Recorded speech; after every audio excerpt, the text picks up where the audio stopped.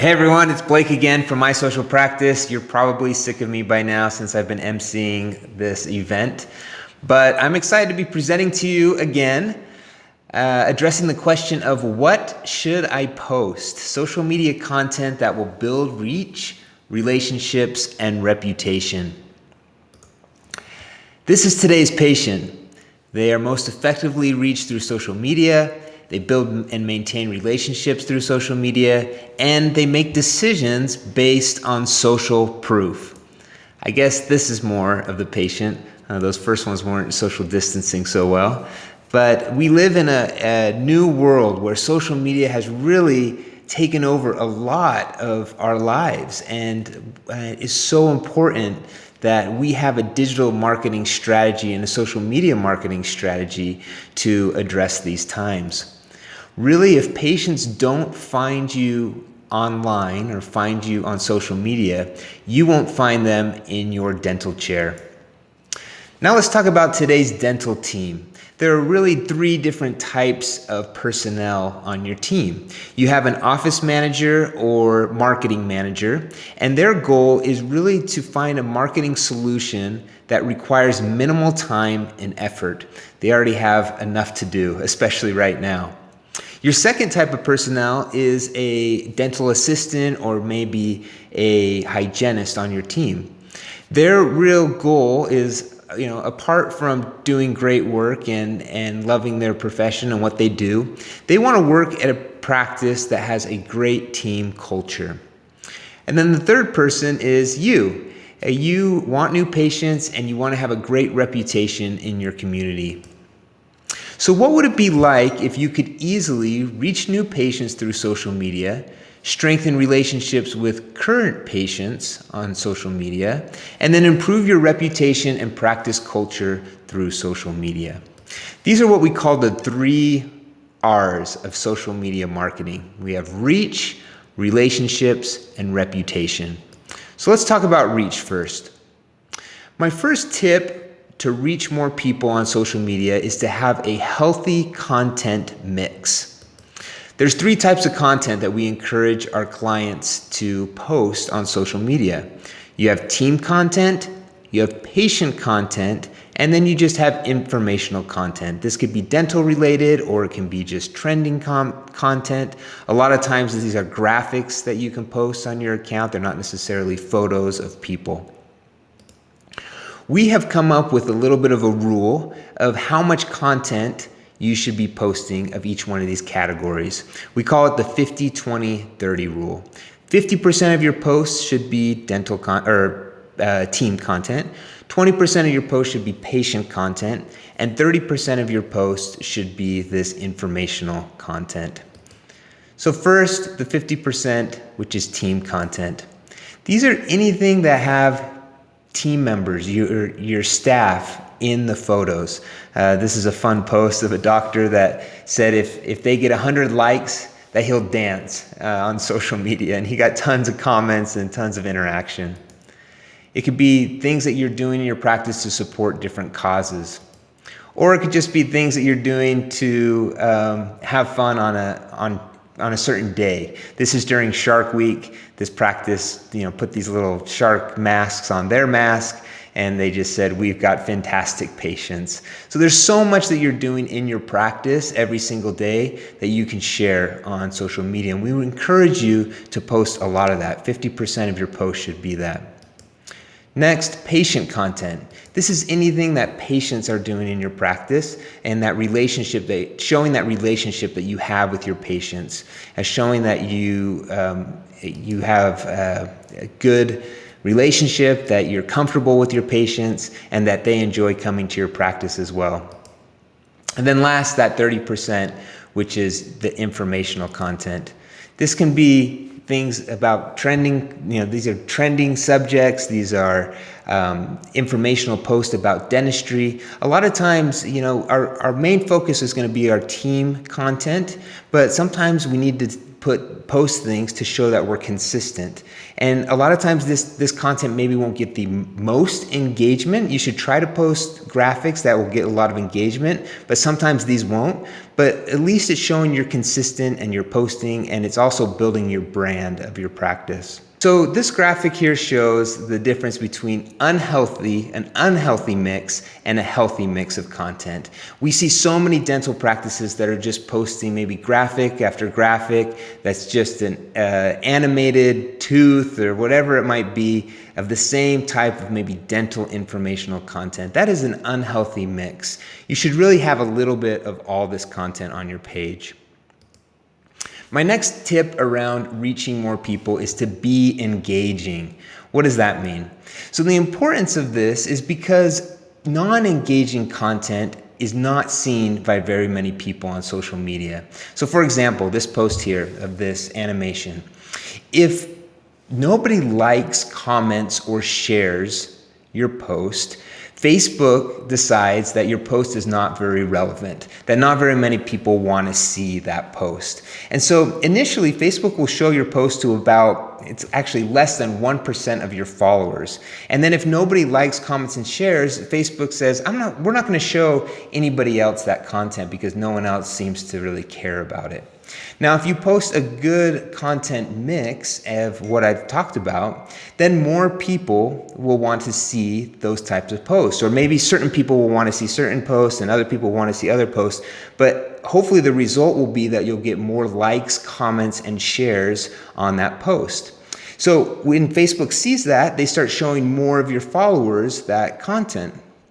Now, this just grows exponentially. When more people see it, then it grows into your community. More people in your community start seeing that post, and as they comment, like, and share, then more and more people will see it.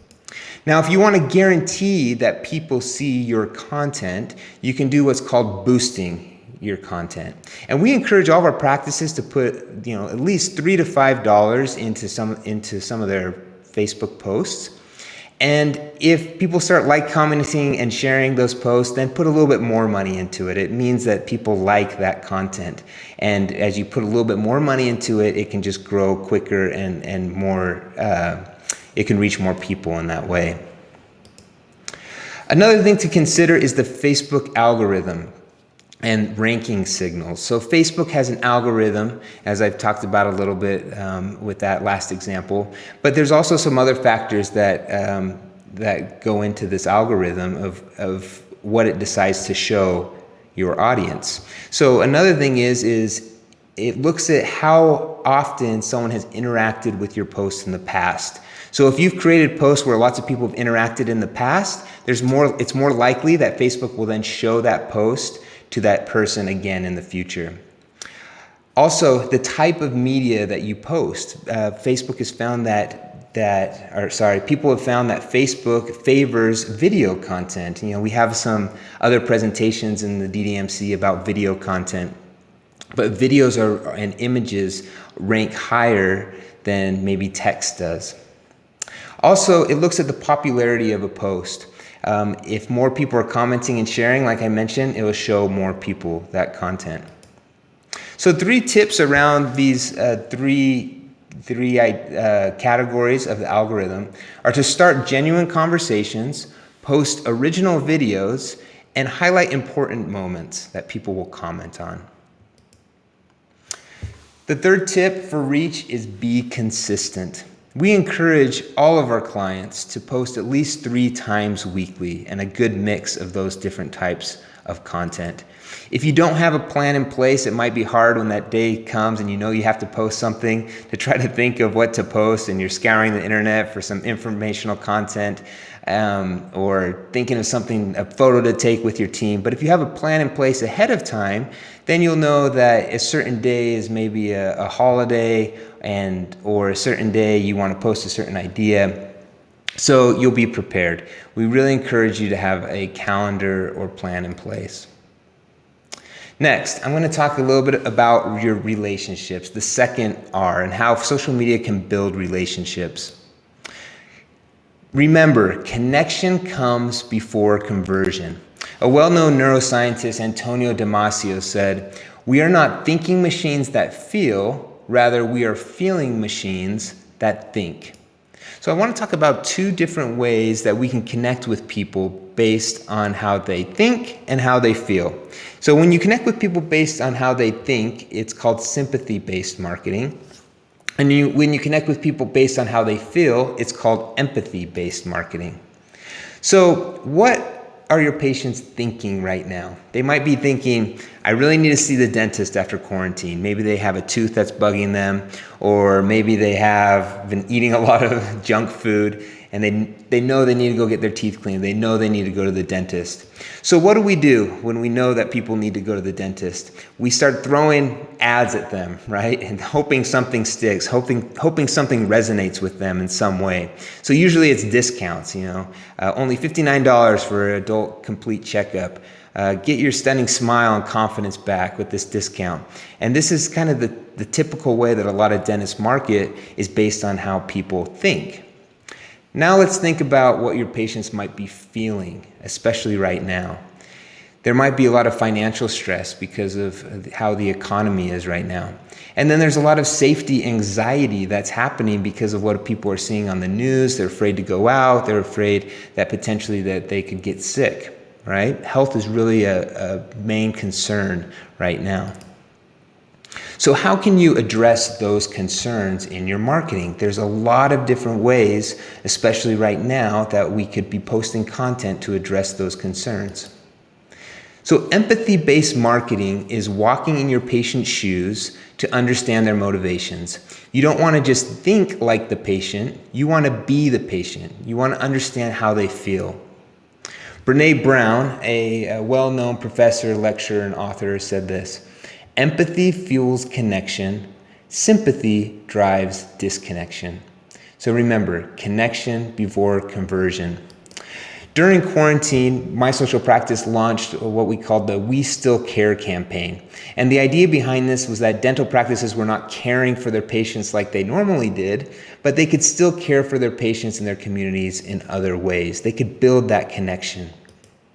So if you go to mysocialpractice.com/we-still-care, you can put in your email, you can subscribe to a bunch of these ideas. A new idea will come every day.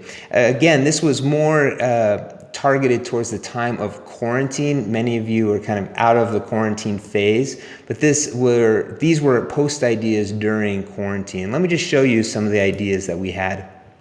So one idea was to make it personal. Turn the camera around, talk to your patients just as if you were talking to them in person, and tell them that you're still there for them, that you're in it together, and that you are available for any questions that they have. Another idea was to take a screenshot of your Zoom calls that you're having with your team and just let your patients know that you're doing everything you can to prepare to see them again.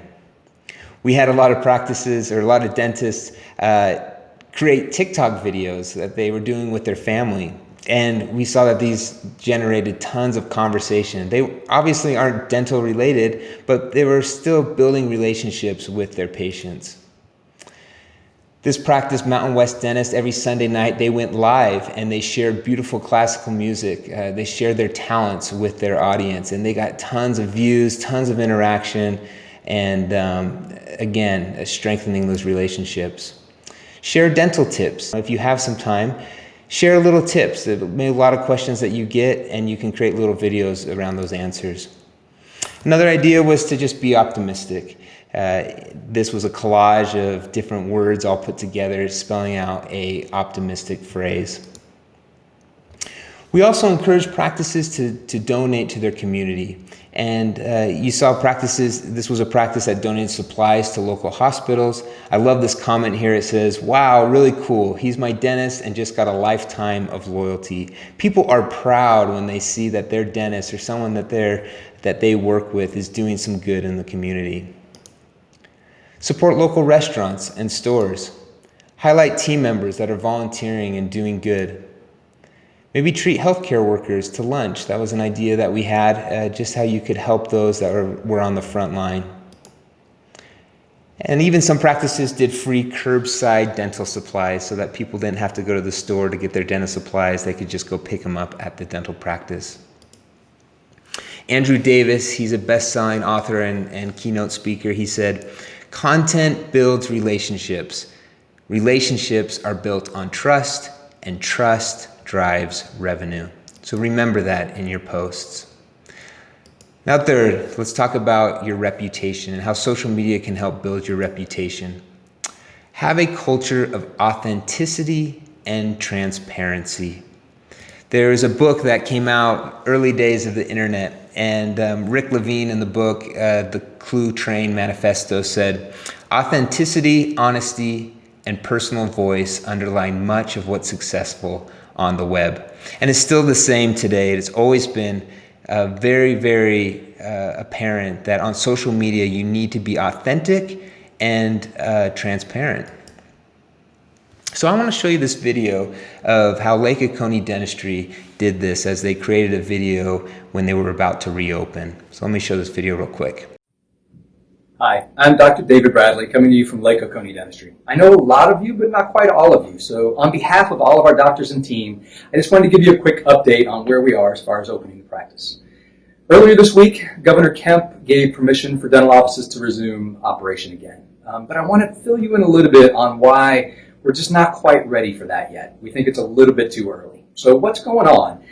Like every other business, healthcare-wise or other in the planet right now, we're all trying to make sure that when we can open, that your safety and the safety of our team is always the biggest priority. We want to make sure that we've got all of our T's crossed and I's dotted. So what we're working on, we've ordered a lot of protective equipment for our team. That protects our team, but it also protects you as well. A lot of that's on back order. We don't have it in our hands yet. By not having it in our hands, it's not safe to open. We've ordered other things for the facility. Just for our whole facility, we've ordered air scrubbers and sterilizers and things for the air that we all come in contact with. Those are not here and they're not installed yet. We also have lack of other protocols and things that are in place that, quite honestly, our profession hasn't even defined and passed down to us yet. So with certain things, we can't do them because we don't really know the safe way to do that procedure at this time. We're working on all of that stuff. So we want to thank those of you that we've had to inconvenience by moving around your appointments. And we're expanding our hours. We're doing some different things to where we'll have more opportunity to get you back in. And we will be contacting you as soon as we can when we know we can get you back on the schedule. Some others that are out there with treatment that's in progress, maybe you have a temporary crown that's in there right now, you are actually going to be contacted sooner, and we will get you in as quickly as we possibly can to finish your treatment and make sure that those areas, as soon as it's safe, we've got you under control. So we'll be in touch with you over the next couple of weeks. We thank you for your patience. We thank you for supporting us, and we look forward to seeing you soon. Thanks. So a couple things that I love from this video. I love how buttoned down and professional he looks, and you just gain confidence in listening to his words. And then I love how transparent and honest he is. He says even though the governor has allowed him to open his practice, he is still not ready, and their team is still not ready, but they're doing everything possible to be ready to open. Now, think if he would have just decided that he was going to open, that he didn't care if they weren't ready, and he put out a video and he said, "We're ready for you. Let's get started. Schedule your appointments today." What may have happened is his patients would have come in, maybe had a bad experience because they really weren't ready, and then left negative reviews on his Google and Facebook page, which would have hurt his reputation immensely. So how important is it to just be transparent about what's going on in your practice? And I think that if you're completely transparent, it's more likely that patients will trust you. And when you are ready, they will come in and have that confidence in the procedures that you are performing. This practice is awesome in that they share their reviews on their Facebook page, and you can tell from all the reviews that they have built this culture and this reputation of authenticity and transparency. Next, enable patients to build your reputation for you. So there's only so much that you can say in your posts about how great you are and how you want your patients to trust you, but how much better is it if you can get a patient to talk about you in that way? So you need to be able to enable that. Scott Cook, co-founder of Intuit, said, "A brand is no longer what we tell the customer it is, it's what customers tell each other it is." In some recent studies, they found that 67% of people say they're more likely to purchase a product or service after a friend or family member shared it via social media. And 74% of consumers allow social media proof to influence their purchasing decisions. I also read an article the other day about influencer marketing, and they found that 36% of influencers are seeing a significant increase in impressions and engagement within their Instagram audiences right now during quarantine, and 70% of influencer audiences are turning to them for guidance during the crisis. So for better or for worse, people are turning to influencers maybe instead of doctors, or maybe instead of trusted news sources. So that really tells you something about the influence, I guess, of influencers, right? So how can you get patients to share more about you? First, you need to have a share-worthy wow factor in your practice. I show this photo not because I think you should put giant wings on your wall, but the idea is that, these are all over the country, and people just want to take photos with these wings, and they want to share those photos on their social media account. And so it's so important that you have something in your practice that is share-worthy, that people will want to share about you. Maybe it's a massage chair that someone, this post here, she sat in the chair, she said, "This is a great massage chair, and by the way, you should check out this dentist." Maybe it's a photo booth that you have in your lobby where you can put fun stickers and fun dental sayings that are just fun for people to post on their accounts. As you know, be sure to get HIPAA consent, because not only should you have patients post on their accounts, but as we talked about, 30% of your content, 20% of your content should also be patient content that you're posting on your page. So if you can get HIPAA consent for those photos, you should be posting them on your page as well. My Social Practice has a really easy app that makes that possible by sending the photo to the patient, getting a signature digitally so that you can post and they can post.